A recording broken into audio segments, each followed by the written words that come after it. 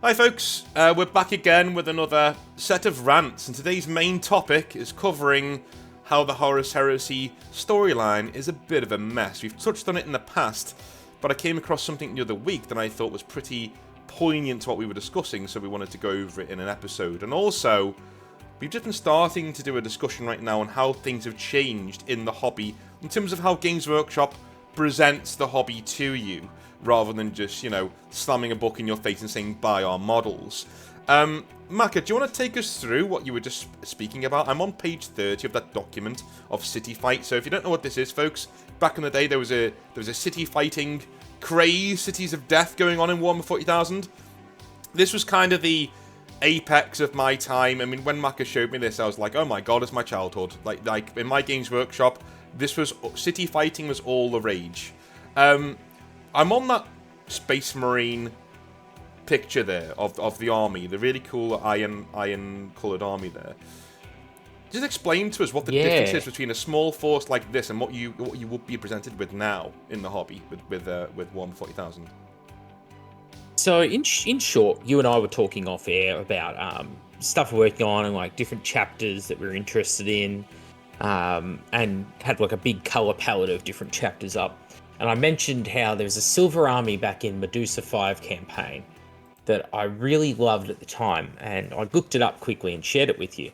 Medusa 5 campaign, for those who aren't aware, which is probably the majority of people, this is back in like 05, right early at 4th edition, and the whole book was themed around Cities of Death campaigns, and in there they encouraged to convert your armies for fighting in that climate, and for creating stratagems, which were like buffs that you could spend some of your army's points on, or you had stratagem points, and they gave you buffs in the game.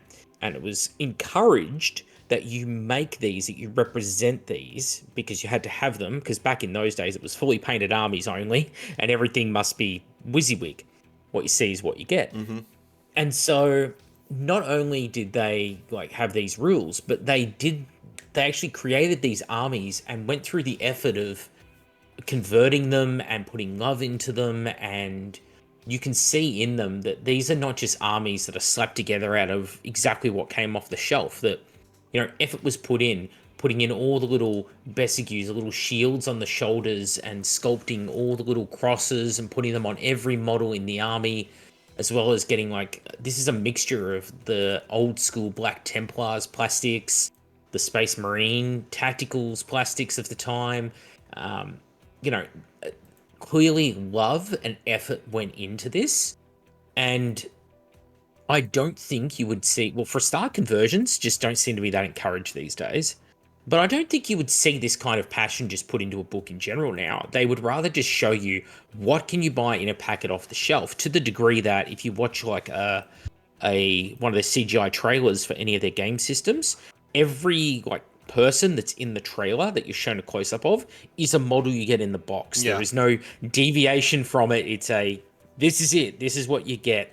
There's no converting it. There's no artistic value behind it. It's just so corporate and soulless compared to this golden age. Why the lawyers would say do that, because you're advertising a product, but you can't see this, Maka, but I'm just showing a little difference between how Games Workshop used to show you their armies and what they do now. So as you can see, what Maka's been saying there are certain parts of the Space Marine force that are literally built by the hands of the person who is making this army. You see the things on the pauldrons there, the different markings on all of the armors, things like that you do not get anywhere else, right? This is somebody who's put, as Maka said, their own blood, sweat, and tears into making this army. It's theirs. They've expressed themselves through their army, right? Now, juxtapose that with this, where we have Reboot Guilliman fighting Abaddon the Spoiler with a bunch of Ultramarines characters and a bunch of Black Legion around them.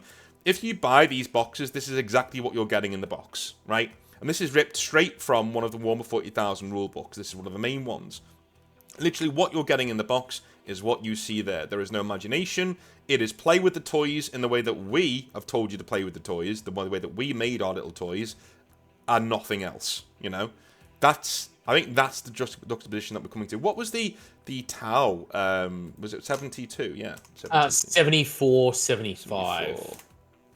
Right, wait for the yeah, this is one that I kind of fell in love with because I was just like, you can just see like what he's done, and there we go. So yeah, you see this Tau Force here. Do you want to jump in on this one? Yeah, so again, like back in those days, there's a lot less parts to pick from. Like the range of models was so much smaller than today, and yet we've got someone who's converted, like the dude throwing the smoke grenade, who's down on his knee, like primed, like in mid throw. The ammo dump, just using bits of leftover missiles from the sky whatever it was called, the hammerhead variant. Then you've got he's got his crisis suits, and he's obviously bought a second set of suits and given them like just doubled up the amount of like jump packs they had. Just makes them a bit bulkier, you know, really shows these big jump packs on them. And then you've got the Medicae station.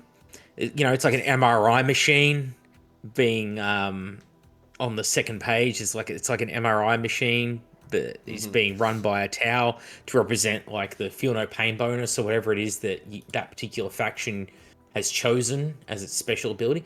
And it's just so cool to see what they're just doing with bits, you know. Yeah. Back on page 60, it's 68 of the PDF, but it's also page 66 and 67 of the original book. You can see some of these conversions of like the different stratagems that are just using off-the-shelf bits, just bits of like, you know, rhino inside hull walls that they've cut off, or spare bolt guns or hatches of vehicles, in order to create all these different stratagems. Like there's a Medicae station where they've like green stuffed some like needle hoses and stuff coming out of an old Chaos Havoc launcher, and it's just wonderful. The it's art. Thing that I don't get, right, is that as Games Workshop, you could still advertise these converted models and still sell your kits. Where do you think they're getting the stuff from? Back then, I agree. Look, I think when we say our Games Workshop adapting to the paradigm of 3D printing, I think their attitude to things like this shows that they are in the worst way, in a little way. Because, you know, back in the day, there was no way to get models like this unless you went to a really obscure third-party retailer that did their own sculpts that were kind of obviously not Games Workshop, or you went to Games Workshop parts themselves. These days, if you want things like this, you're very rarely going to go to a Games Workshop sprue off the shelf. You know what I mean? You're going to do bits that you've gotten just, you know, off from kits that you've already got, or you're going to go to a 3D printing site, quite rightly so as well, because every time Games Workshop tried to sell these things, they're woefully overpriced. But I think the reason why Games Workshop don't show these anymore is because they don't want you using them. It's quite simple, you know. And if you do use them, they want you to use their kits, but they don't. But they've already shown they want you to use things like they want you to do their kits with things like this, right? Gilliman, standard characters. You know, there is no. Even in the very rules, you know, there's no war gear options hardly anymore. You know, you can't. In the old rules, you used to be able to build your own Space Marine captain or your own, you know, Chaos Lord and make them your own and really, really express yourself in the rules. Even in 7th edition, you could do things like that. Your Smash captain, things like that, captain on a bike. All these meta things that came out that were really cool because people were expressing themselves with the rules that they had at their disposal. Nowadays, you've got a set thing and that's how it is. And that makes for an easier game to get into, perhaps. But it does not make for a very, shall we say, creative or expressive hobby, you know? And the reason why I think a lot of these things are falling by the wayside is because Games Workshop, one, don't want to sell them, and they kind of can't, because they will be undercut completely by the 3D printing market. What do you reckon? As somebody who does 3D printing yourself, do you reckon that's true, or...? Well, there's a certain irony to it in that people, if they're going to 3D print, if you're removing like all these custom parts, you're just making it easier to select the files you want to print. So it's a double-edged sword. You know, if you say, oh, well, we're removing all the other options for tacticals, so it's just tacticals with bolt guns now, you're like, sweet, I only need to find a file with tacticals and bolt guns. Don't have to look for any other weapons. That was easy. Mm-hmm. You know, it can swing both ways. Mm-hmm. I think it does show that sea change in where we're going, and later on in the episode we are going to talk about actual decisions that Games Workshop have made in terms of the Horus Heresy that led to it being a complete mess. But I just wanted to touch on this first, because it really did strike a chord with me when Mac had brought it up, in that we are losing almost is soul too dramatic a word? Like, it's almost like you're losing that. Right, okay, so Halloween's coming up, right? Not to get too carried away. Yeah, exactly, yeah. But you know, as a concept, the IP means more to us than to the company. Yeah. Yeah. It's such a horrible thing to say, such a negative, but essentially we care about the longevity of it. We care about the interaction of it. The company only cares insofar as the IP makes them money. Yeah. The minute that something can be made more profitable by changing it, they'll change it. The minute it no longer serves their purposes, they'll discard it. You know, it's a sad, but it's the reality. And coming to grips with that, you know, you've got to at some point come to grips with it. It's kind of the reason that's why the reality of that we live in. You know. Yeah, I mean, we care far more about it than they do. Yeah, I mean, it's kind of the reason why I keep saying to people, divorce Games Workshop from your hobby. You know, I say thank you very much for making this hobby. Thank you, make sure I can get the models, but your part on this is now done. You can go away. Well, the company doesn't, you know. Yeah, okay, they financially or whatever, they've inherited it, right? But they didn't create it. No one who's running things was involved in the creation of it, realistically, these days. You know? There might be a few people that, you know, hangovers from the 90s, but the real core of the company, the people who started it off, the original fluff that's morphed down the years into what it is now, they're long gone. You know, Games Workshop's just inherited the IP, and like Disney inheriting Star Wars, and they've chosen to take it in certain directions. And, you know, you have to ask the question within yourself, because this is the individual person's question, is where do you draw the line between your personal mental ownership and their intellectual property rights, which is just because the law says they have those rights. You're just as invested into the product as they are, if not more so, when you think about it. Yeah, I mean, it's kind of like it's philosophical. Yeah, the same thing that I get from 40k, like as I said before, like Halloween's coming up, and it's my favorite holiday, right? So you know, you get all of these that feeling in your chest of like, wow, this is really nostalgic, and this is my place. You know, I really like this, dude. 40k is that, right? And I'm reading over books like this, is that it gets that feeling back again.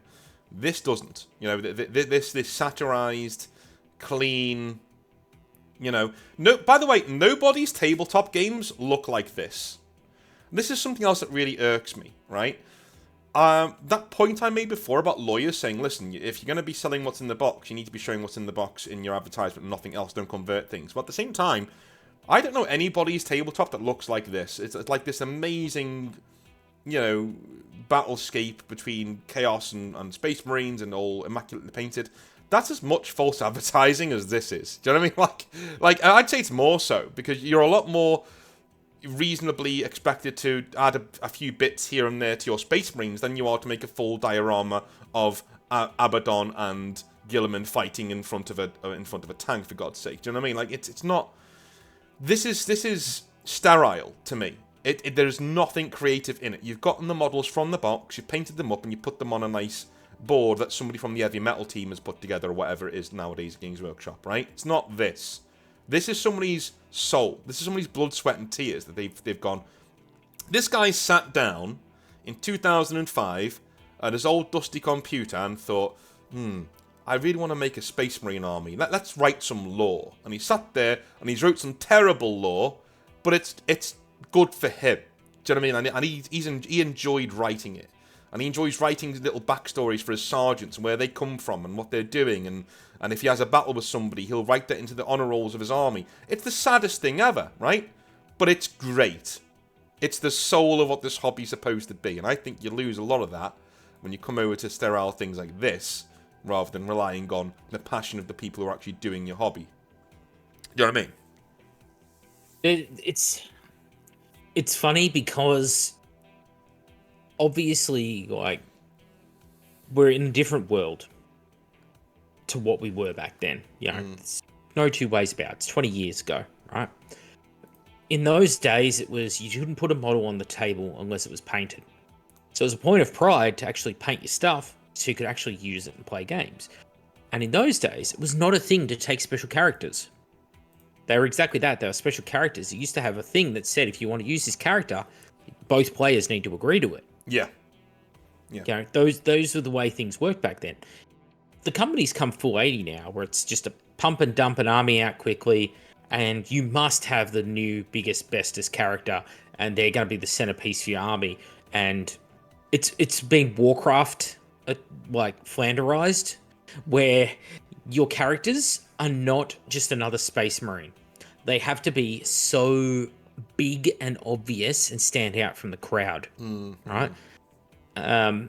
They've got to be 20 foot tall and made of solid gold, as it were, right? Like Abaddon. Why is he Primarch-sized Terminator now? Like, his old model was big in comparison to regular Terminators, I guess, but he wasn't that ginormous. He was considered tiny by the time he got his model update. He was fucking small. He was smaller than a regular Space Marine by the time he got his model update.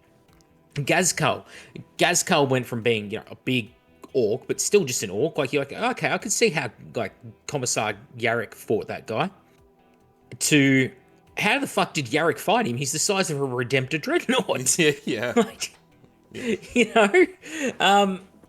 it's just been, it's absurd. It's like they think we are too dumb to pick out the character from the crowd, or they think that the character won't sell unless they're this giant centerpiece miniature, or they need them to be a giant centerpiece miniature to justify the cost. I'm not sure what the driving factor is behind it. It doesn't matter what the driving factor is behind it. But I feel like something's being lost there where, the 40k of 20 years ago, yes, it had heroes in that universe. But the thing was everyone and everything is expendable in that universe. It's a time of just loss, loss of technology, loss of humanity. There are no good guys. It is a time of pure warfare. Everyone and everything is expendable. Now it's, here's your big centerpiece hero who is a good guy, and it's indisputable that they're a good guy. And the Imperium, they're bad, but come on, they're really good guys. Like, I don't know. It's just a different... It's been taken a very different direction because they're trying to appeal to the lowest common denominator at the end of the day. Yeah. What is the easiest fan to please, Well, it's the fan who doesn't want to paint their stuff. It's the fan who you just want them to come back and buy the next product constantly. You could analyze it for hours. And I've got my very strong opinions on the matter, and I think it just makes the hobby worse overall, and especially when, they keep changing things like the lore in the background, because the more that they change things, the less investment I have. Not because I hate change, but because they always seem to do a very tasteless job of changing things. I've termed it as the greyification. Like, every time they change something, it becomes more grey. You lose less colour. You lose, you know what I mean? It becomes a little bit more... Everything, just moral ambiguity is everywhere, right? Yeah. Where it's not just like, oh, everyone in this setting is reprehensible. Now it's like, this is the heroes. Whoa. And it's like trying to appeal to everyone at once, and nothing has ever done that in the history of the planet. Appeal to everyone at once. If you make something for everybody, you make it for nobody. That's just... It's undefeated, that saying. And it doesn't mean it hasn't grown over the years. Like, people, you always get people in the comments go, oh, but the company's worth more than ever, or it's this, or it's that. So, yeah, it doesn't mean that, like, they haven't experienced growth as well. But you can't just keep trying to change and resurrect the IP in new ways and just assume that you're guaranteed to have exponential growth. It doesn't work like that. You're shedding players along the way at the same pace you're picking up new players. And if it wasn't for the constant, well beyond inflation price rises, the company wouldn't keep its head above water. I'm not even... So this is a reductive argument that I really hate. It's just, look how much money they're making. They've had a global pandemic that has literally created a captive audience for 2 or 3 years. They should own wargaming by now. If they were doing their jobs over the pandemic, they would have shut down every minor competitor they ever had forever. Do you know what I mean? Like, the market share Games Workshop had and the opportunity that they had to stand. They are so badly run that they were given a pandemic, they saw their profits and they sat on them. They went, okay, cool. Selling more models, great. I was chatting with some friends last night, and I mentioned how, Games Workshop does such a bad job, but they could so easily, like, pleasing the customer and being a slimy, exploitative company are not mutually exclusive. Yep. Right now, they're just the latter. Yeah. But it's like, you could do something as simple as, imagine this, right? This is pure evil, by the way. But you release a set of Primaris-sized armor, and it's like a legacy armor marks, and you say, like, it's Artificer armor marks or armor through the ages or whatever it is in like Primaris scale. And it's like some Mark II or something like that in a box. And then next year, you release it, and it's Mark III in the box, or Mark IV. Right, and it's scaled to suit Primaris, so you can just intersperse these guys in amongst some of your squads to bring back those older armor marks. People would buy it and they'd be happy for it. But if you want to take it to extremes, you bring back something like the Space Marine Heroes, where you have those legacy armor marks and they're Primaris Marines, but each one is an individual dude, and it's like you don't even need boxes for them. You can go the cheapest route of all, which is like that foil.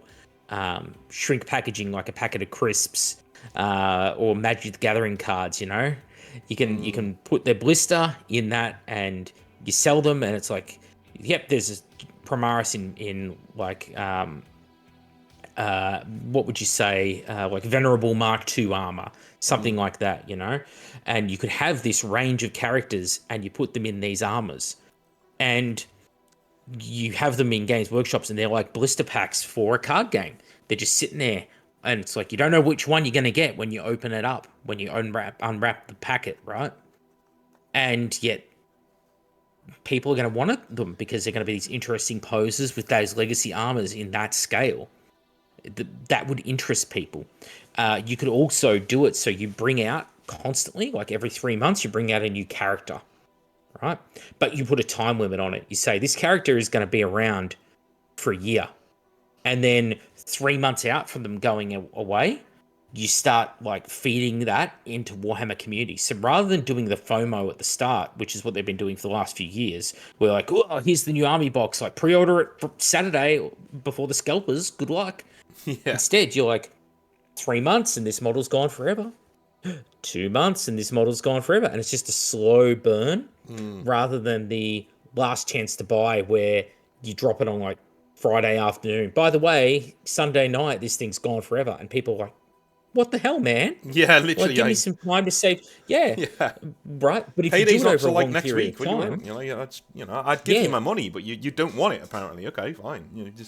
And that's what's happening. Do it over the span of a couple of months. By the way, do it, and they'll be happy about it. That's the thing. Human psychology. They would be happy that you're restricting them artificially with a model you could keep in production. I need to say this, by the way. I've just gotten this from a partner, channel partner. I just got the Scaventide box set as like a welcome to the program sort of a thing.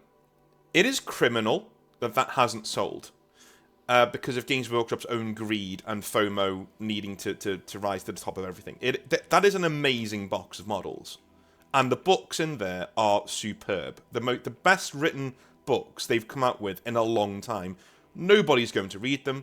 Nobody's going to see the models because they're not flying off the shelves. They gave me that box set because they were like, we've got so many of these, you may as well. Right, there you go. Thank you for doing ads for our business, And they do this to themselves. Like, can you imagine working at that studio and like I don't know if they port the heart into anything anymore, but can you imagine being a good person who works at studio, and there will be a few who really go the whole hog in doing some lore and making the Stormcast Returnals relatable. Do you know what I mean? Like, they're actually relatable.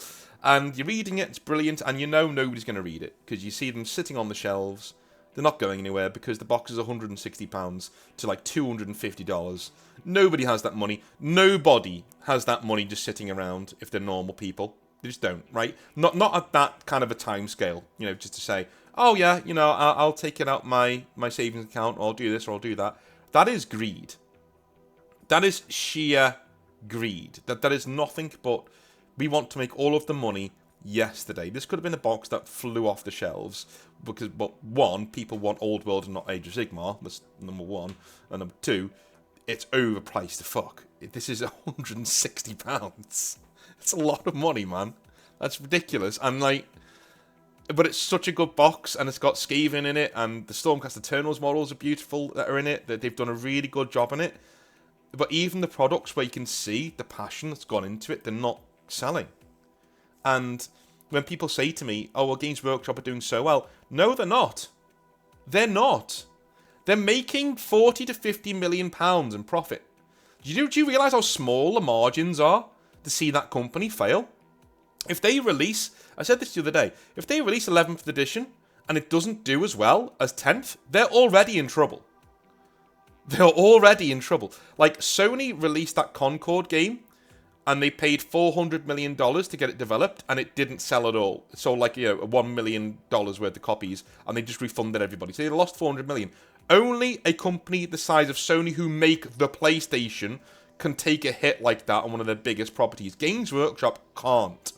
If they bring out 11th edition and it sells mediocre, they're in shit. They are in the shit. With one release, they're in the shit. Because that is something every couple of years that they bank on. They bank on this thing selling like hotcakes. What happens next time when people are so exhausted with 9th and 10th edition, they're so exhausted with the lack of effort going into most of their rules, and the protest non-buys as well. All of the political stuff that's coming into 40k now. Yeah, your Fem Stodes arguments, your things like that. Can you imagine if next time people go, "Nah, fuck you. Like, I'm done. I've got this 3D printer. I'm going to go do my own thing." They're in shit. It's not... It's such a reductive argument. It doesn't... Just because you're making money...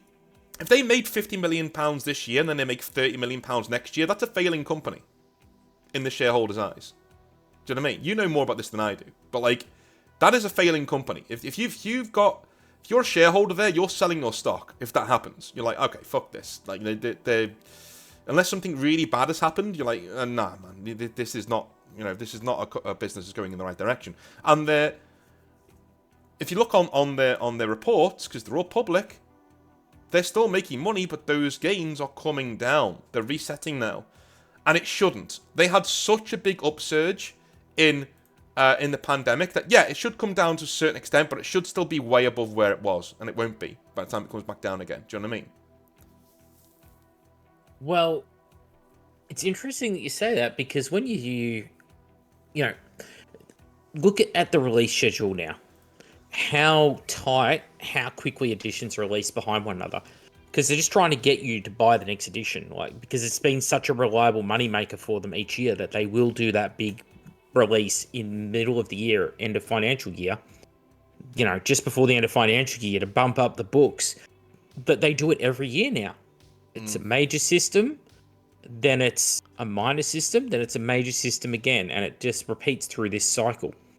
And if they had that just flop one or two in a row, yeah, like you said, it would be just devastation to the company. Like, people don't understand how quickly a company can turn around from being perfectly fine and profitable to absolutely screwed. Mm-hmm. It is quick, like really quick. You look at, like, Blockbuster Video is a great example of, like, just how quickly they went, and it could have gone faster. Yeah, I mean, like, how it already happened once with Horus Heresy. So I was speaking to a guy who runs a store in the city, and I said this on my video the other day, and he used to work for the head office, Games Workshop, and so we reminisced for a few hours, talking shop, and he said, look, they won't be around forever. And I said, well, how are you sure? And he goes, yeah, because they nearly weren't around when I was working there. That the betrayal at Calth and the burning Prospero saved the company. Literally. He said literally they were months away from wrapping up and saying, look, we are literally up against it here. We need to sell off loads more stock. We need to lay off loads of people. And from there on in, you're circling the drain, right? We were months away from that. Those two box sets saved the company in 7th edition. because it was going down the drain. And that surprised me, that he was that vehement. And he literally, I'm not going to say his name because, you know, obviously don't want to dox anybody, but he's still got friends there now. He's still well thought of at Games Workshop even now, you know. And he was there at the time looking at the accounts, like looking at what was going on. He said, dude, you do not realize how close we were to going under, you know, or at least having to sell off massive amounts of property, not being able to operate at Lenton anymore because it's too big of a space, that kind of thing, you know. Most of the stores in the UK that don't need to be there, your one-man stores, sold, gone, it's closed, you know what I mean, that kind of, we were months away. It was that stressful. And those 2 box sets literally kept the wheels going so that they could get 8th edition out. That was it. They were aiming for 8th edition. Like, if you can get that out, it's such a sea change, it'll bring people back. And they were right. It did. It in the most part, it saved the company again, and then we had the pandemic, and away to the races we go, you know. But for that is not solid ground on which a company should be standing. Like, listen, we had a record years during the pandemic. If your record year was the pandemic, you're a failing business. Because that means global things need to happen for you to be making the amount of money that you should be making. And this is an IP that should be making pandemic-sized money chunks, and it isn't. You know? It's very interesting because, you know, like, they pulled off the great swindle of 8th edition, convincing people that it was the best edition ever. Yeah. I personally, with the benefit of 2020 hindsight, 5th edition was probably the best edition ever. Yeah, yeah. Had its problems. Every edition has its problems, but I think probably 5th. 5th, 6th for me is where it was at. But you can only pull off like the Primarising and the like major rules rewrite that was 8th edition. You can't pull that off very often, you know, and it's too close in living memory. You know, they can't do that again. They just can't.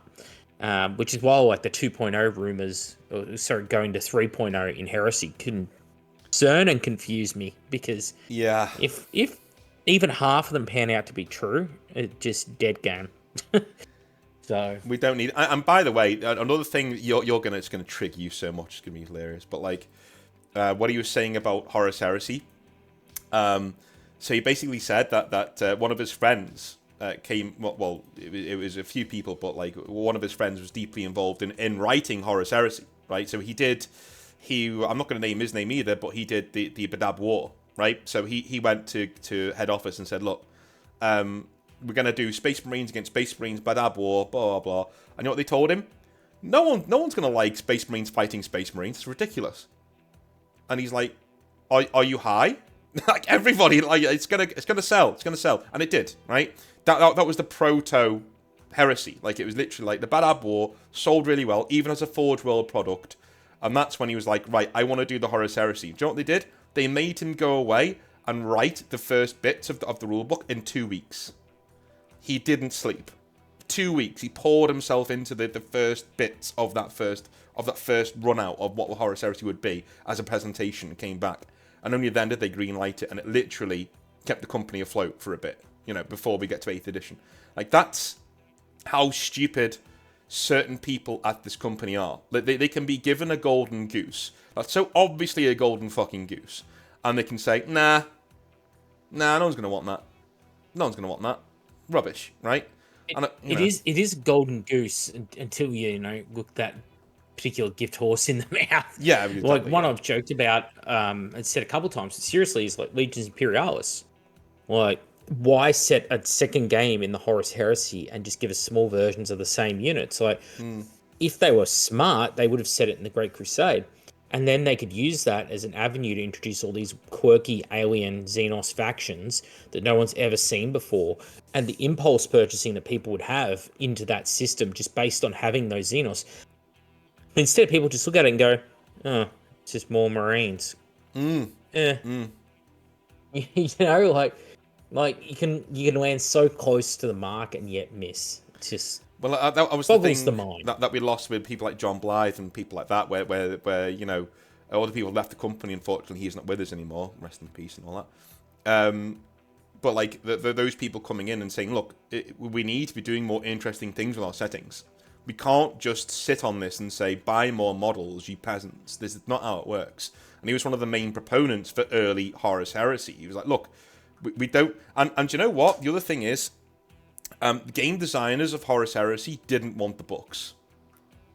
Again, this is just from him. So this is from a friend in town, right? He was like, no. They didn't want the books. They wanted to do the game and leave the Siege of Terra, leave Horus versus the Emperor as a legend, as a thing. But you're getting to do these really esoteric models with a very esoteric game and go back to see how the legions were formed. We'd give you... And the only lore you would get would be in our big books, right? That was the original plan.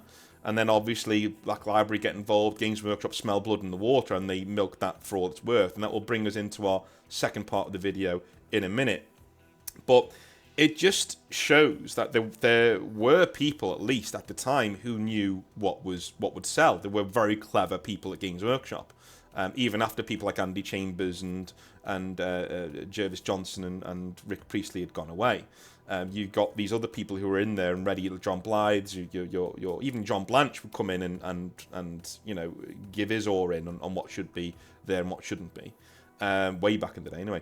But I honestly think a lot of the nonsense that we're coming up with is middle management. It's people around the middle area deciding that these really good ideas that the Badab War and things like that have come up need to be monetized for all they're worth at every single opportunity. As you just said, you're looking a gift horse in the mouth. With the Horus Heresy, you've created this really dedicated fan base of older gamers that you would have lost these guys. They would have looked at modern 40k and gone, that's ridiculous. I'm leaving. I'm going to go play BattleTech or whatever. Now you've kept them because you've got Horus Heresy, and now with the rumors that you've just spoken about there, they're at serious risk of killing that off, and that's a travesty. If they do that, and they bring out a new Horus Heresy that is more in line with 9th and 10th edition, that's dead. That's gone. Because they've missed the fucking point of why Horus Heresy was so popular, right? It remained with templates. It remained with the soul of 7th, well, from 5th all the way to 7th edition, right? That's what people wanted. It's like they've missed the point completely. Do you know what I mean? Yeah, well, of course, because, again, they're just rumors, but if they went down the path of making the game more like 40k, then you just have the natural question of, well, why am I playing this game why like bother? 40k? Yeah. I've got Marines in 40k, I've got Marines 30k, I've got Mechanicum in 40k, I've got Mechanicum in 30k. What if I want to play Xenos? Well, the only way I'm playing those is in 40k. I'll just play 40k. That's really what the decision boils down to. And if you're not interested in 40k's game mechanics, which I really am not, then what would happen is I would just rewrite Heresy 1 with some tweaks based on some rules in Heresy 2, and I would completely ditch the Games Workshop ecosystem, because it's the last system they've got that I have any interest in. So it's what I've said all along. That's how quickly I would leave it. That's what I've said all along. Well, what is the impetus for me to stay? Yeah, ditch them. You might have seen it the other night. I pulled up a spreadsheet, a chart, where I went through, the books that I put together, trying to quantify things. So when I do my inevitable review, and that person pops up in the comments that goes, "Oh, wow, prove that these books are objectively worse," I have some fucking tickets, the receipts will be there. But it's like, you had 5 times the art pages, the full color page spreads showing this is the Marine, this is their heraldry, this is Sergeant, Maximal Vestus of the 4th cohort, 3rd Legion, Isfahan 5, Those kind of art pages, there's 5 times as many in the first expansion to Heresy 1 than there is in the first expansion of 2.0. That is just how much of a change there has been between the editions of just putting in those are the things that people gravitate towards. It was a big thing to own an Imperial Armor book or those Forge or Black books. It's like, oh, dude, you've got to read this book. It's just amazing. People got into the system just looking at the books. Yeah. They were just so gorgeous. And I still reread them 12 years later. I still reread those books. because they're gorgeous to look at. The story's well written, the fluff is well written. Yeah, there's a few retcons in there, but again, I'm happy with change if you do it tastefully, which they did. You know, missions. It's like you got 3 times the amount of missions in those books. You've got, a whole bunch more new units, and yet it didn't feel bloated. So, those are the things I look at then, I look at now, and I go, geez, like, if you're going to move me even further away from what was, why would I buy into what's new? What's the incentive for me to hang around? Like, oh, you're doing more marine tanks. Ooh. Well, it's kind of like that with your point on Horus Heresy and why would I play Horus Heresy if I've got 40k? And the one thing jumped into my mind was Primarchs. Oh no, wait, no, they're also in 40k. No, and a lot of the models are bigger and more showy in 40k, and they're not resin. So there you go. I don't know, man. Like, as somebody who recently got into Horus Heresy, there's a really big sense that I'm late to the party. And when you get to a party, it's just winding up. Like, everyone's just about to go home. I'm like, guys? It's sort of a thing. The girls have already left. It's just the guys. Yeah. Yeah, the guy, like, there's some guy, like, trying to get a few bits of weed out of, like, somebody's old cigarettes. Like, oh, God, I better leave. So on the Horus Heresy, I recently came across this, and it is a graph of literally the Horus Heresy books. And in this, as you can see, all the readers will be, or watchers will be able to see in a second once I get the screen going right. There we go. You'll be able to see that this is a complete graph of the Horus Heresy books. And as you can see, it's a complete fucking shit show. It's a mess. Now, there are certain arcs here. I've just passed it over to you before, Maka, if you got it up. Yes. There are certain arcs that are more clearly defined than others. The Thousand Suns arc, for instance, is quite nicely tied up. You need to skip a lot of the other books, but on the left-hand side there, it is A Thousand Suns, Prospero Burns, The Crimson King, and then you're at The Slaves of Darkness, Buried Dagger, and then the Siege of Terra books, right? But one thing I've noticed, because I have not read most Horus Heresy books. I think I've read about 40 of these books. I don't read the anthologies because most of the writers who write them aren't very good. But your main ones, your Betrayers, your First Heretics, No Fears, your Scars, read those, right? One thing I've noticed is when coming to the Siege of Terra books, I'm not sure if you've read them, Mac. I know you said you were abstaining from quite a lot of them, but even reading the Solar War, there were characters popping up, and I was just like, who the fuck are you? Like, who are you? And it'd be this obscure book, this obscure character from, like, Fear to Tread. One of the worst books, who's just popping up, or Unremembered Empire, who's now back again. And the true weakness of a design choice like this, of the Horus Heresy, rather than it being greedy, because it is really, really greedy, rather than it being just that, I think, if they just abandoned a load of these side plots when they got to the Siege of Terra and went, look, the big boys are playing now. All of you guys can fuck off. The big boys are playing. Your John Grammaticuses don't need to be here. Your other dudes, they don't need to be here. Go away. Your Mercedes Olaton, go away. Right? You don't need to be here. That would have been a really good end, right? Because throughout all of these central plots, like your Thousand Suns plot, your Fulgrim plot, your Word Bearers plot, your Dark Angels, if you've read the main 20 books or so, you should have been able to make a lot of sense out of the Siege of Terra books. Definitely, right? You can't. Like, there are literal characters that... And it just starts like, oh, they're doing this now.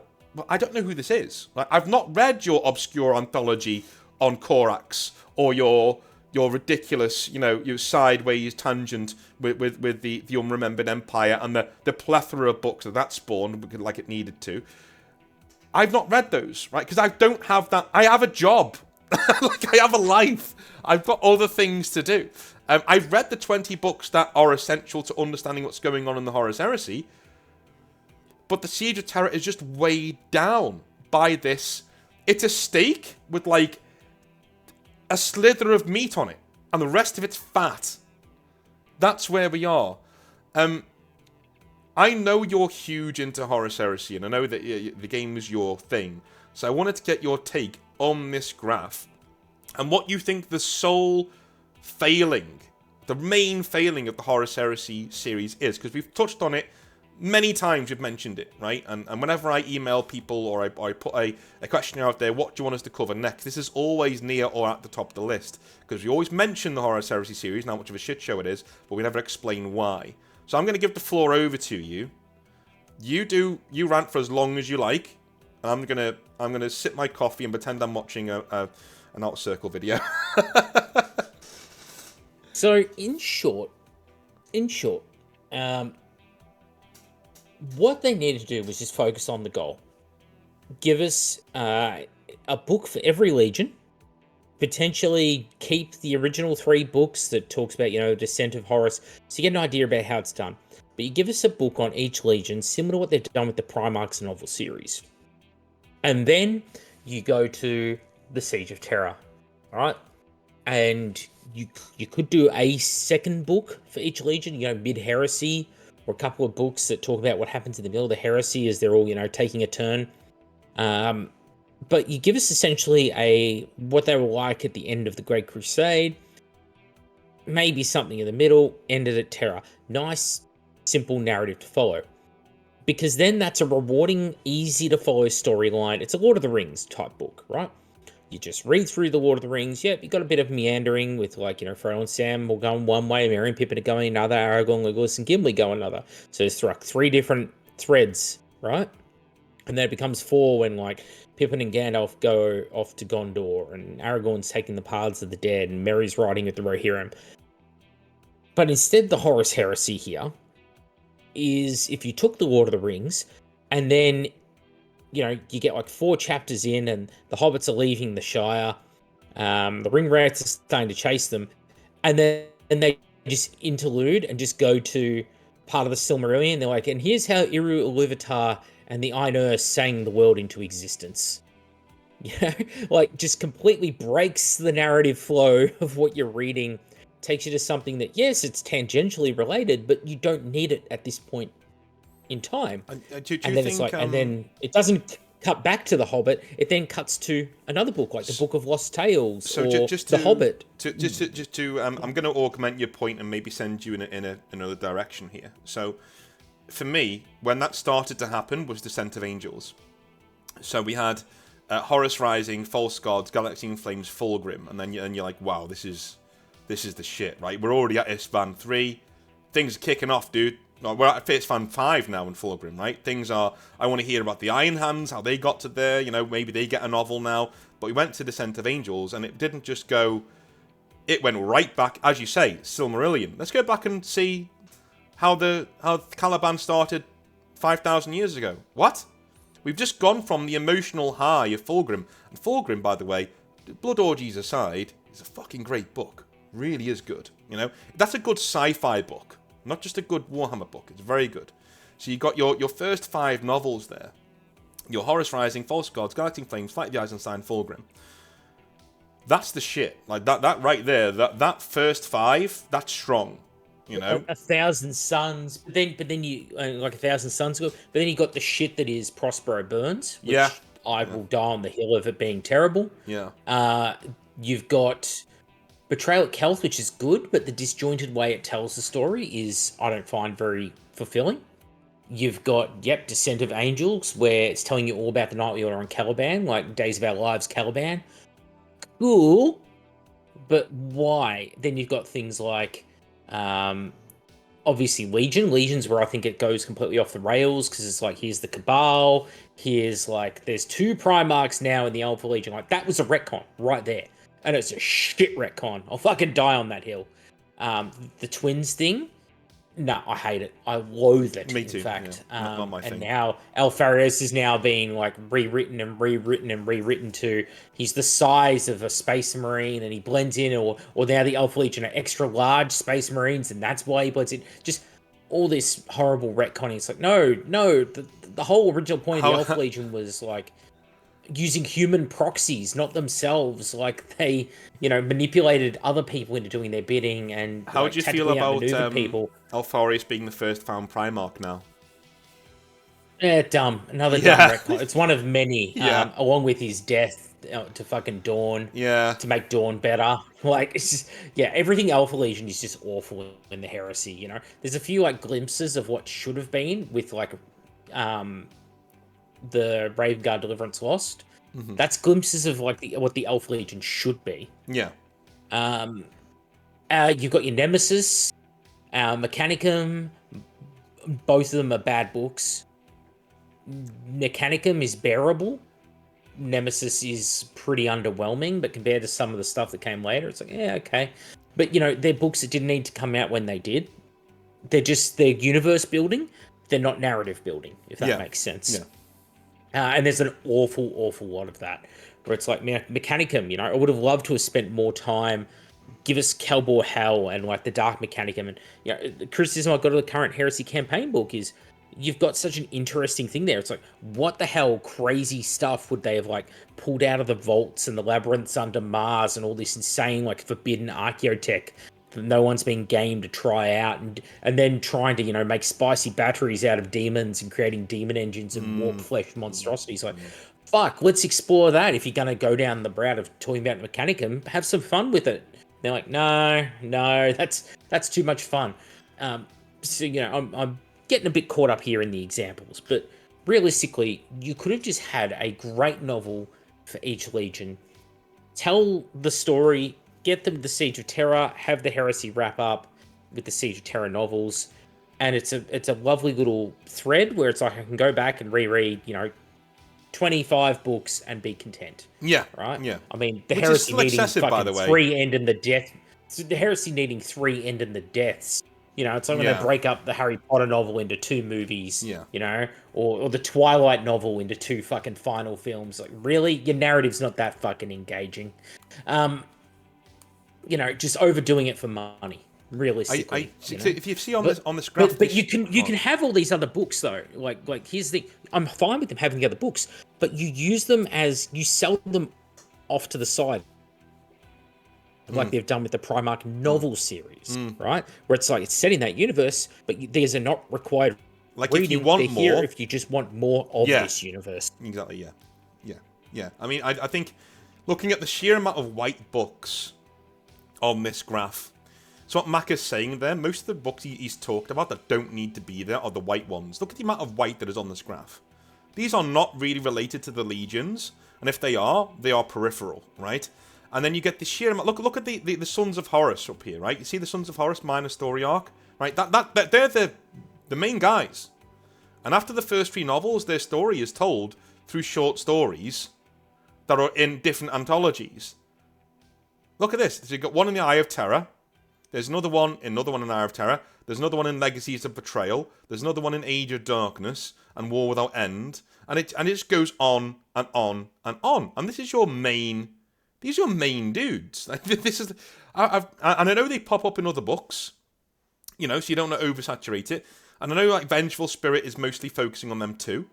But at the same time, like, this doesn't need to be there. Like we shouldn't have a graph like this. It's literally. I'm sorry, it's literally inexcusable. It is inexcusable. How many anthologies are at the top here? There are like 20 anthologies. Near all the anthologies. That's the craziest part, is there's so many anthologies that came out that just repeated previous anthologies. They just repackaged them. They're just like, I'll take 3 from this book, we'll take 2 from this book, we'll take a couple of short stories, put them all together, new anthology. Yeah. There's like 10 books like that. But you look on this graphic, there's only about 10, 11 legions on it, right? I don't count them, but say 10 or 11, right? Mm-hmm. That's because some of the legions never had proper novels, and they're just sort of, you know, or they pop up in other people's stories. Death Guard, Alpha Legion. Like, Alpha Legion had a Legion, but that was it. And it was not, like I said, I don't think a narratively satisfying story. But Death Guard, like, rich tapestry to be unpacked there of how they came to be, like Mortarion and the Death Guard and how they fell to Nurgle. And it's like, they just pop up in other people's stories every now and then. Mostly the White Scars, like Chris Wright used the White Scars to tell most of the fluff that we have for the Death Guard is thanks to the White Scars books existing, which was ironic because if I was going to pick a legion that the least people would be interested in, novels-wise, it would have been the White Scars. Yeah, yeah. And they're probably the best, most coherent set of books in the entire Horus Heresy. Then you've got, like, you know, the Salamanders. Salamanders are just terrible set of books. I mean, terrible. Yeah. There's not a single good Salamander story. No, I've never heard anyone say, you know what, I think Vulcan Lives is a really good book. Or Deathfire is really good. Or, Old Earth, you know... be still my fucking... Yeah, Oh, Jesus. Oh, jeez.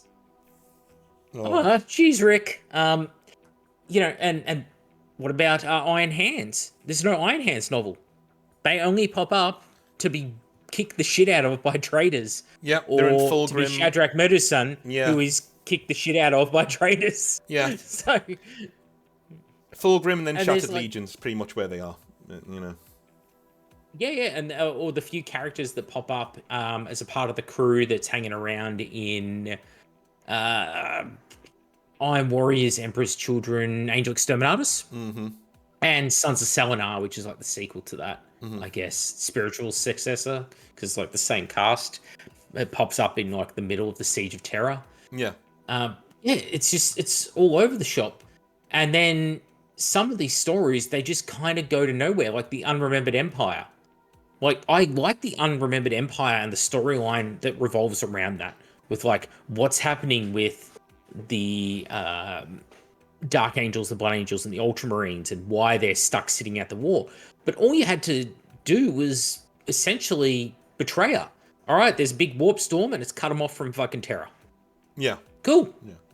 Right? And then you can go back as its own separate story. You can do the Unremembered Empire series, you know?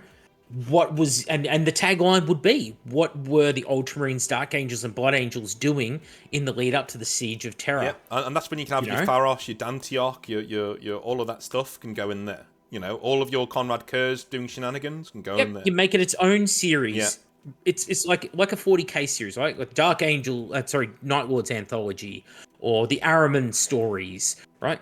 You can have these things. I'm not saying get rid of them, but you make them their own, like, because it's like if you went over to 40k and you just started randomly picking all the different 40k novels that exist and then trying to call them one coherent series. Mm-hmm. Oh yeah, I'm going to take a bit of Aaron Densky's Night Lords. Now I'm going to take some of Gaunt's Ghosts, right?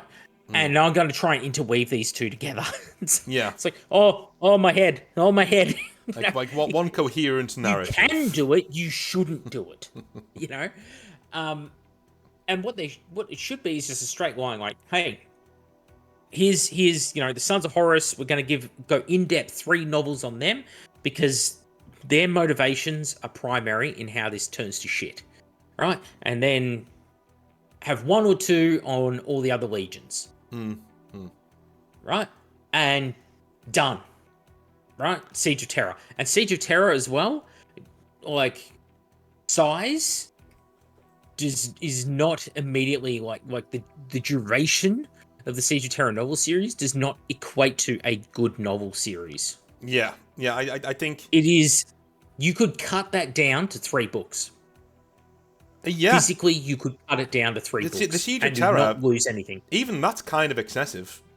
I'll be honest. Do I really need books like Mortis? Do I really need books like? Do you know what I mean? Like Saturnine was great. The First Wall, though, the First Wall tells the same fucking story as the Solar War. Like the Solar War is all the way up until getting to Terra, right? They're now at Terra. So you got the Solar War, the Lost and the Damned. These are the same fucking book with 5 big events. You know. You could almost just cut as a whole, looking at the chart, The Lost and the Damned, First Wall, Sons of Selenar, Garrow, Knight of Grey. Yeah. Those books, pretty much you could just rip straight out. Then Sat9, you could keep bits of. Fury of Magnus. You know, that's resolved in a very unsatisfying way. I wouldn't even have that in there. I don't know why he's on Terra at this point. It just doesn't...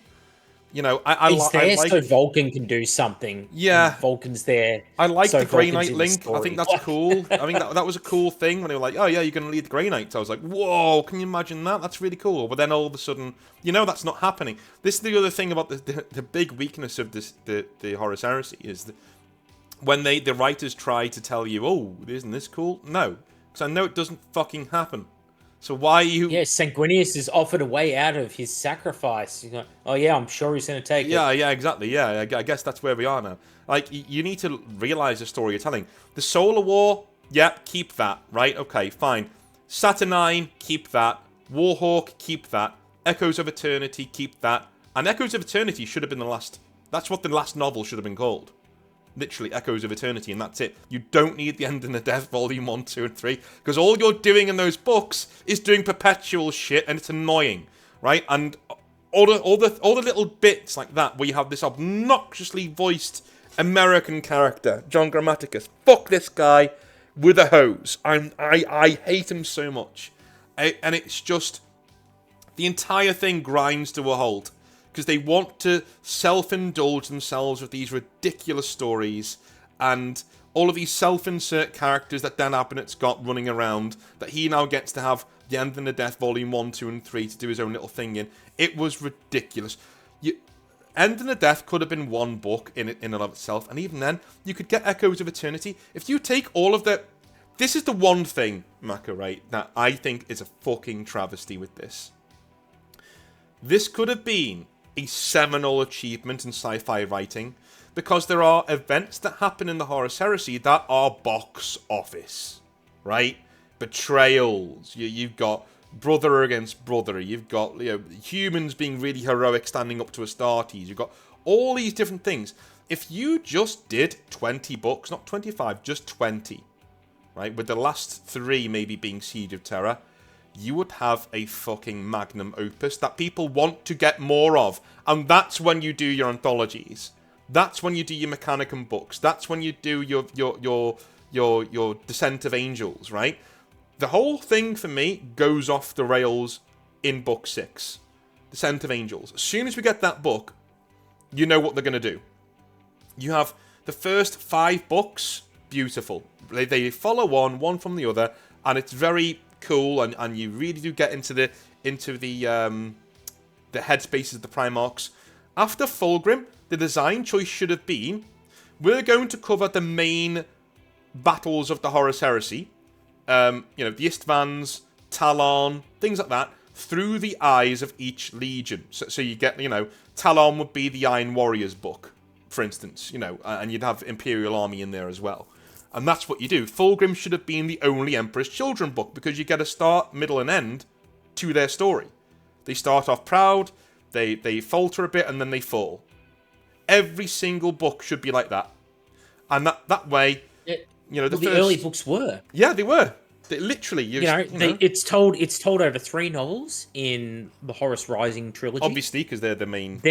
But like 1,000 Suns, it's fully told in that story. Fulgrim, fully told in that story. First Heretic, fully told in that story. And obviously Descent of Angels and Legion, they're the 2 speed bumps. They're the 2 these aren't so good, but there's so much good around them. You kind of just, and then there was obviously the Primarchs and the Galaxy, was it the Age of Darkness and the Primarchs, the 2 anthology books from then. You're like, they're okay, but the main books are mostly really solid. So Loldus, Honeydictus, a false sense of security. But by the time we're into 20 books deep into the Horus Heresy, as it was given to us, presented in the end, there was so many books of just, it used to be a thing that people would review them. I remember when they came out, people would review these books, on YouTube or especially on podcasts, right? They'd go through and they stopped doing it. They all stopped doing it. I don't know anyone who continued through and in the end reviewed every single book in the Horus Heresy in long form on a podcast or a YouTube video. Because it just became a slog, because it was well, this is a pretty boring book, or there's nothing to actually get out of this book, or it doesn't really relate to anything that happens in the Heresy, and that would happen within books. A great example of that is was it Sat9 or Lost in the Damned or The First War, one of those books, and it follows like some chick around who's in like the Imperial Militia. You know, it's just being like conscripted to fight on Terra. Yeah. Spoilers for those who haven't read it. It's not great anyway.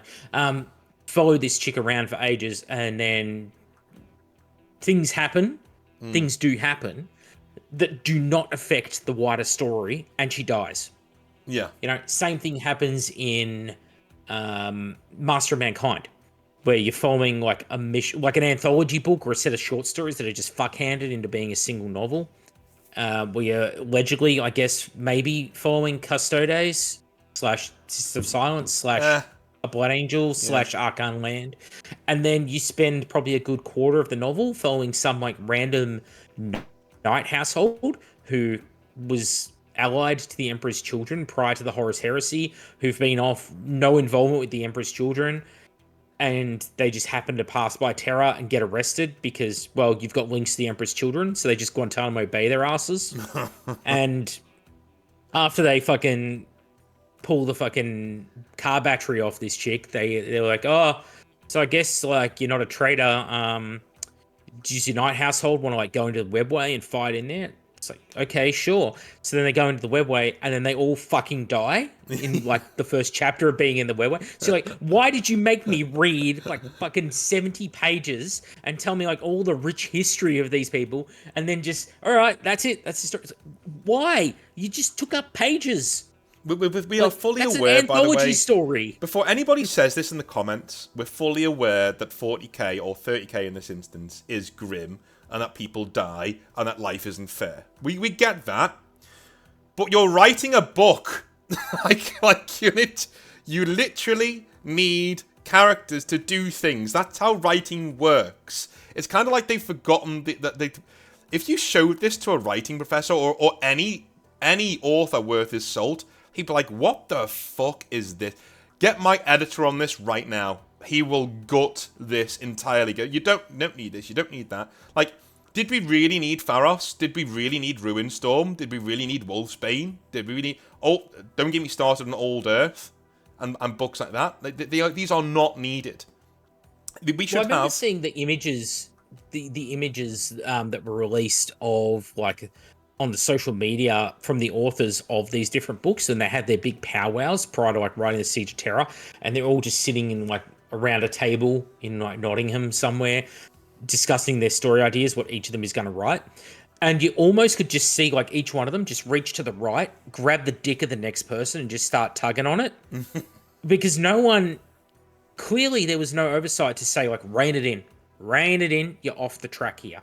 Yeah. Right? It's like a George Lucas doing the prequels, or the Hobbit films of Peter Jackson. Was like, there was no strong producer, you know, there to go like, look, we know you're a creative person, you got great ideas, but you're like, you're going off the rails here. We've got to fucking get you back on track, buddy. Like, you're losing sight of the goal. Yeah, exactly. You know? It's like, we love what you're doing, but this is retarded beyond repair. Like, you need to, like, keep these ideas, write them down. They're good ideas, but they can't go here and now, right? Yeah. We got to cut this down. We got to make it more succinct. We got to keep this story tight. Keep it tight. You're losing sight. Like, you've added a female elf in. She's having a love story with a dwarf. Like, yeah, your audience doesn't care. Yeah, like, you know. It's that sort of shit, right? You need that strong presence to make this happen. And if you don't have someone there to be telling them, like, all right, get your hands off each other's cocks, right? Let's get it together. You're going to write this book. You're going to write this book. You're going to write this book. Here's what your book needs to have. This, and this. If it's not these things, don't fucking add it to the book. Yeah, That's what needed to happen. I think what I think this should have been is... You can't do every Legion has a book, because then you would end up with 30-odd books again. You know what I mean? So I think if you can fold 2 Legions into a single book because they're fighting each other, that's what you do. You do like a War and Peace-sized book. You know what I mean? For that. A Betrayer. Yeah, exactly. Yeah, Betrayer. Is a perfect example of that. Yeah. You know, like Aaron Densky, for all the man's, you know, pros and cons, that is a pro. That book knocked it out of the park. Mm-hmm. Yeah, and you know, even and you covered 2 Legions at once. Yeah, you can do things like scars. You know, as you just said before, he explores the Death Guard just as much as the White Scars, which is why it's such a good book, right? You rename it something else, so it's not so Scars centric, and you have the Death Guard and the White Scars juxtaposed to each other, fighting throughout the Horus Heresy. Brilliant. Okay, cool. Fulgrim already does that. Rename that something else, but Fulgrim already does that with the Iron Hands and the Emperor's Children. You know, a bit less so because the Iron Hands aren't really in it that much. But yeah, you do that. You go in and you say there is a hard limit of 25 books, guys, and the last 3 need to be Siege of Terra. Go. Right? You would have your starting trilogy. Your first 5 books, I would say, can be your Horus Rising, False Gods, Scarlet Flames, Flight of the Eisenstein, and Fulgrim. They can be there, changed up a little bit, but as they are, you know, good. It's fine. Is what it is. You then go into your Legion novels, and you can't do something like Descent of Angels. You can't rewind the clock 2,000 years, because we've just come off that high of Fulgrim. We've just come out from there. We don't want to go back and see what some no-mark dude who's just a normal fantasy knight on this world is doing with an adolescent Lionel Johnson, right? We're not bothered. And it's not that we never want to see. No, we do, right? Just not now. It just needs to be saved. Put it aside for later, though. I call car parking, right? It's a term we like to use over in Scouts. The car park. It's where you put down your ideas that you can't do right now, but you don't want to lose track of the idea. So you car park it, right? You put it away. Like if you look at this list, right? I'm gonna give out some novel names here, and I want your input. So this is what I would keep if I was doing this. Okay. Horus Rising, False Gods, Galaxy in Flames. Yeah. Right? No issue there. Thousand Suns. Yeah. No issue there. Path of Heaven. Yeah. Fulgrim. Yeah. Deliverance Lost. Mm-hmm. Even that goes a bit off the rails, but yeah. Betrayer, definitely. Betrayer. Yeah. Betrayal at Kelth. First Heretic? You could, but you don't need to necessarily know like how Lorgar falls. That can be its own side story later. Okay. All you need to know is that Lorgar and Angron are rampage through the fucking, or you can roll parts of First Heretic. You could probably fold it into Betrayer, yeah. You know? So no fear, I guess. I said Betrayal at Kelth, but no fear. Mm-hmm. And then that's kind of it for the books that you must, I think, have in those at the start of the Heresy. Because like all the legions where you really, really need to know a lot about pop up in those books. Here's the scary thing. You've just named 9 books. We've still got loads to go. There's still loads of space here for you to actually tell stories about the other legions. You know what I mean? Yeah, it's not the greatest novel in the world, although it's a fun novel, Angel Exterminatus. And straight away, you've got Shattered Legions, Iron Warriors, and Emperor's Children, all in that book.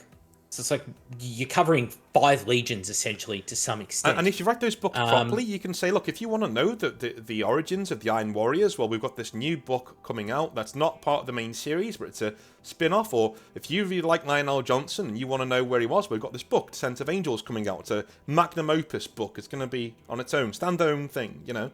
And and you get some Salamanders in there, and they do like the offhanded remarking of like, you know, we're not sure what happened to Vulcan, you know, last one of my Legion. Like, cool, that all works. Deliverance Lost is great because Deliverance Lost, like, what happened to the survivors of Isfahan? Well, you find out. Yeah. And then on top of that, you've got the Alpha Legion doing shenanigans in there. So it's like you can cut away Legion, you know, because you're seeing the Alpha Legion doing the sneaky squirrel stuff, right? Secret squirrel stuff. You don't need any Imperial Fist books. Legion That's and really cruel because they're going to get their moment at the Siege of Terra. Dude, you don't need anything to do.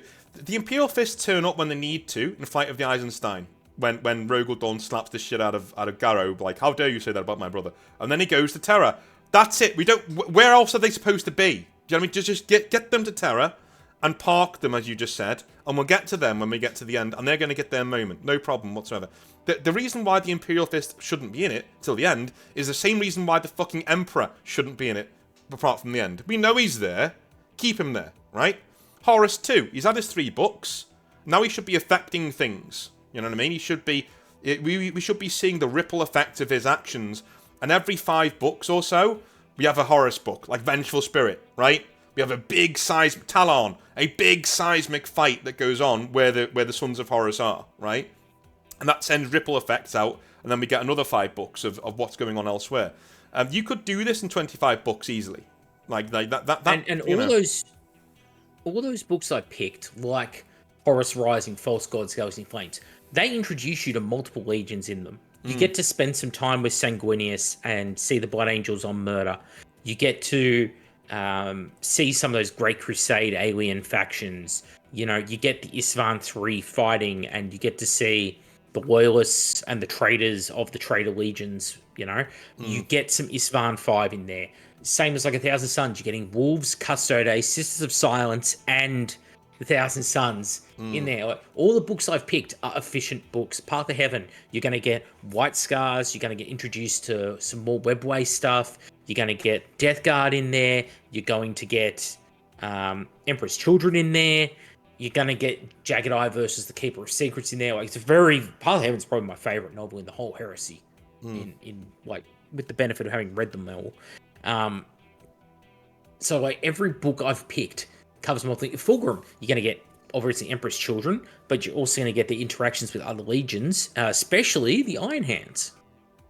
And you're going to revisit the Iron Hands a bit when you get to Angel Exterminatus, where you're going to get Iron Hands, Salamanders, Raven Guard, Iron Warriors, Emperor's Children, and any of the captured people like Imperial Fists and stuff from other legions that are being like experimented on by Fabius. So every choice that I would make is you're getting a lot out of these books, right? So if you get those books and you only read those ones, those 9 books or so, you can skip to Terra. You know, you can pretty much skip all the way there. And I know that sounds like, oh, you never have like a proper full book for the Alpha Legion, or a full book for the Dark Angels, or a full book for the Blood Angels. So spoilers, there are no good books for any of those legions. Now, you're not missing anything. Before I forget, you've just touched on something there, right? And when you said you can skip to the Siege of Terra if you read those books, now that should be true. The reason why the Horus Heresy fails as a storytelling medium is because you can't. If you read the Siege of Terra after just reading those crucial books, you will understand about 30% of the book of that series. About 30%, maybe 40 at a push. But to push that point, yeah. if you unless you've memorized and you got a photographic memory, by the time you've read so many books and get to the Siege of Terra, right, you have forgotten so much that you're only going to understand 40% of the book. And then Siege of Terra books, because the authors couldn't help themselves, they kept adding new things. Yeah. Even at the end, they were adding new stuff. Here's the Primarch's mother. You know? Yeah, it's Urdu. What? What? I threw them into the portal. I don't give a fuck to do it in another book. I don't care. Where's Horus? Like, I want to see what's going on. Oh, he's mad now. Great. I don't even get to listen to Horus now.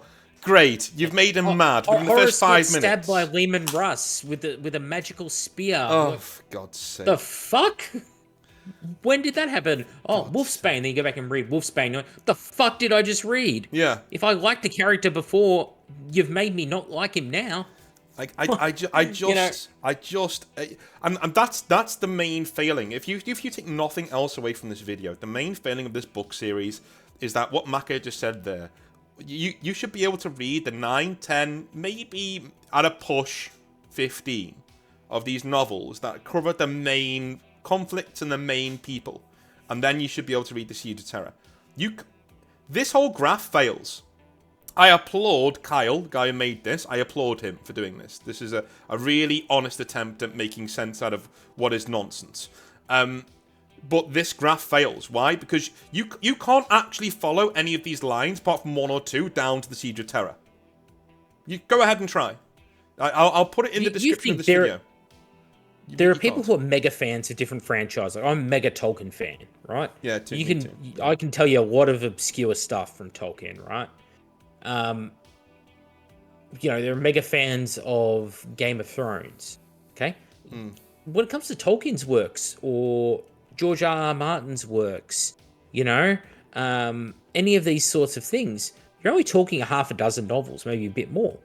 So it's kind of easy to memorize, especially when a lot of the things link back to one another in very easy to understand ways. Like repeating of the same names, keeping the character lists surprisingly truncated, you know? That does not happen with the Horus Heresy series because you've got over, I think it's like 50 something books, 60 books. About that, about that. Yeah, it's way too many books, and because half of them probably, maybe a bit less than half, are anthologies, there's no binding narrative in those to make you really remember the book, right? Whereas in the books that at least are solid, like a Betrayer, you know in your head, like, oh, that's right, it's like Word Bearers, yeah, World Eaters, yeah, Latara Sarin, Delvaris, all right, Angron, like lifting the foot of a Titan, Argyle Tell, the Ultramarines board the flagship, and it's the Dreadnought of the Warhounds Legion and the Loyalist Librarians of the World Eaters that have to fucking do something about. It's like it becomes memorable, not because it's the best book in the series, but because it tells a tight narrative, more or less. Yeah. It sticks to the fucking point, and it's telling one story throughout the novel. It doesn't go meandering off following some character who has nothing to do with the rest of the novel, right?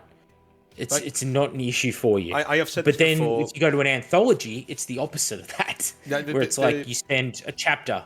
Yeah. Sorry, get going. I mean, the Siege of Terra, I've said it before, jumping off from that point, it's literally 4 or 5 books of the writers of the Horus Heresy sniffing their own farts. That's what it is. Like, it's not... And I couldn't, in a weird way, I don't think you could either, Maka, but it's a weird perfect ending. Do you know what I mean? Because why would the Horus Heresy change from its bloated mess of itself towards the end? Right? The Siege of Terra is exactly what I expected, and it's the perfect ending to what is a convoluted, messy story. It's more convoluted, messy story by authors who should fucking know better at this point. They should know better than what they've done. You know, it's a real shame because the Horus Heresy is the coolest shit ever. And it's the best sci-fi Games Workshop make. And that's not close. It's not close. And this was a gold mine. And what they've done is they've gotten about 20% of the gold out and thought, brilliant, we've done really well there. You know, but by overextending and over postulating if they actually put work into this and said, look, instead of letting these writers just go off script and go and do what they want. I mean, to me, just before we end, I want to get your take on this bit. This is why I wanted to pull the conversation over this way a little bit, because it's one of my cruxes here. To me, Descent of Angels and Legion were the 2 books where the Horus Heresy series sort of finished. It was like, okay, if that's what we're doing, we're fucked, right? What books to you in the sequence made you go, oh, hang on, okay, this is the point where it all goes off the rails? Right? Whereabouts is that? So, obviously, I think right at the start there, Legion is... Yeah. I think it's the worst book in the Heresy. Yeah, because it sets up so much bad that comes later. Your Dron Grammaticuses and the Cabal and anything tangentially related to that. All the dumb stuff with like the Fulgurite out of like Vulcan Lives, you know, which makes up the worst parts of Unremembered Empire. Like so much of the bad can all be traced back to Legion. So that's your warning. That's your warning at the start. That was the first and I remember when it happened too, where I was like, the fuck was this? Like, you put it down and you just sort of you stare up like with that like confused, angry face. Yeah. Yeah, I think I finished reading that book and it was like Biden on the debate stage, just staring around blankly. But then I would say where the run of good came to an end is probably somewhere around Damnation of Pythos. Ooh, that's far down. Okay. Vengeful Spirit. Vengeful Spirit. They're right in sort of that middle period, like 30 books in or so, so about halfway in. where it's like, okay, you clearly have no intent of progressing the storyline beyond just the author just telling what they want to tell me in this time period. You still get some gems along the way, like Scars or Path of Heaven, but really, I can't think, apart from Scars and Path of Heaven, any must-read book beyond Vengeful Spirit. I think the Unremembered Empire is the tumor at the body of this series, where you've got smaller speed bumps in Descent of Angels, and that's kind of why I named that book, because it was the first speed bump. It was the first time I went, oh, what? I don't want to read this. This is a side story. That's in a novel. That was the first sign to me of, oh, they're going to milk this for all of its worth. They're going to absolutely milk it. Legion was another one where it was just, John Grammaticus is such a self-insert. He even kind of looks like a thin Dan Abnett. And the first thing you see him doing is having sex with a beautiful woman. Come on, dude. It's just him. It's just him, and he's put himself into the knot. It's just fucking cringe. But anyway, the Unremembered Empire is the cankerous tumor at the heart that is literally everything stops so we can look at this thing that doesn't matter. It doesn't matter. It's even called It Doesn't Matter. At least with that book, though. Yeah, at least with the Unremembered Empire, their narratives around that, the books around that, are interesting. They are. They didn't need to be here. Yeah. They didn't need to be here, though. Precisely, yeah. But they are interesting. It's not a bad book. The problem in that, though, is like, at least they're interesting. Whereas like a Vengeful Spirit, a Damnation of Pythos, Wolfsbane, Titan Death, all those books, or Slaves to Darkness, The Buried Dagger, none of those matter. Not only do they not matter, they're boring. Yeah. It's like the worst of both worlds. Yeah. I mean... Like, Slaves to Darkness is really just the traitors have to get their shit together. Like, okay, there's a few interesting points in there, but, like, it's really just, we have to go to Terra. Oh, okay. It's like a superhero movie where someone has to go around and, like, recruit everyone who's going to, like, join the team. And they all just, like, that's it. That's the point of that story. The whole reason it exists is just so you don't need it, because you know the team already that's going to Terra. I mean, there was one really funny line in Slaves to Darkness where you have Perturabo looking at Horus and then looking at Angron and Fulgrim on either side of him, and he's sort of thinking, how did he not know he's the bad guy? It's like he has a snake dude next to him and a literal fucking demon covered in blood. He's like, I know we're the bad guys, but how is he saying that he's still the good guy? I don't understand. It's just one of the little parts where Warhammer makes fun of itself, and also him beating up Angron was the best thing fucking ever. But here's the thing, right? And I think we'll end around about here. The true crime of this series is, yes, you can't read the last of it without reading everything, and even then you're not going to remember most of it. But the other part is, in most of these books that aren't very good and don't need to be read, there are gems. There are things that you really should read. But they're only like 1 or 2 chapters of a 50-chapter book. And what we're saying is, if you condense those into 25 books, you have books where it's constant moments like this all the way through. You have books that literally are epic moment after epic moment, and they don't slow down until the end. There's no meandering, it's just bang. It is a seminal work of sci-fi fiction. Other sci-fi fans, you know what they do with the Horus Heresy books? They listen to them to go to sleep. They're famous for that. It's famous, right? My missus does. She doesn't know what's going on. They're so boring that she falls straight asleep. That's not great. That's not great. And even I do that sometimes, and I like Horus Heresy. Each of these books has a moment in them, at least one, where you go, fuck, that was cool. Was it worth the other, 8-9 hours I spent reading the book? No. But, that was cool.